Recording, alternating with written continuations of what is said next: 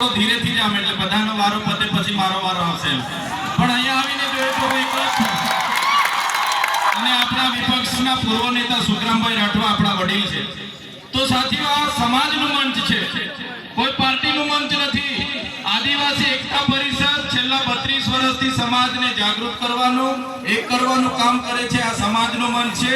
આજે મેં આ સમાજના મંચ પર ઉપસ્થિત થયો છું ત્યારે મેં કોઈ પાર્ટીના ધારાસભ્ય તરીકે નથી પણ આદિવાસી સમાજના ધારાસભ્ય તરીકે અહીંયા મેં ઊભો છું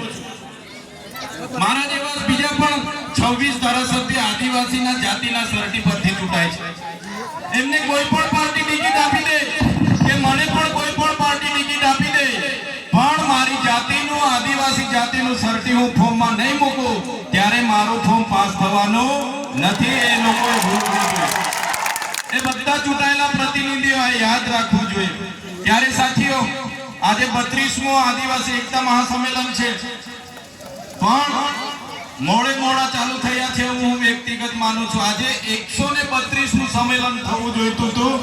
પણ મોડા આપણે જાગ્યા છે ને 32મું સંમેલનમાં આપણે ભાગ લીધો છે એટલે બધાને અભિનંદન આપું છું અને રાષ્ટ્રીય કક્ષાના સંમેલનમાં પણ બધાએ આપણે આજેથી આપણી પાસે એક અઠવાડિયાનો સમય છે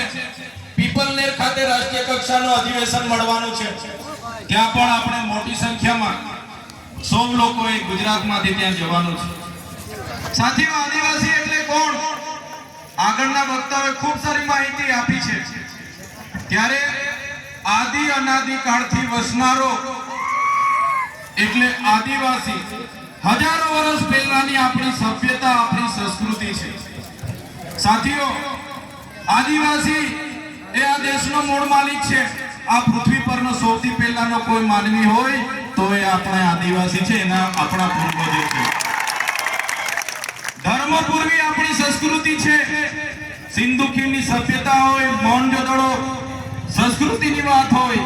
તો એ આદિવાસી સંસ્કૃતિની સભ્યતા છે સાથીઓ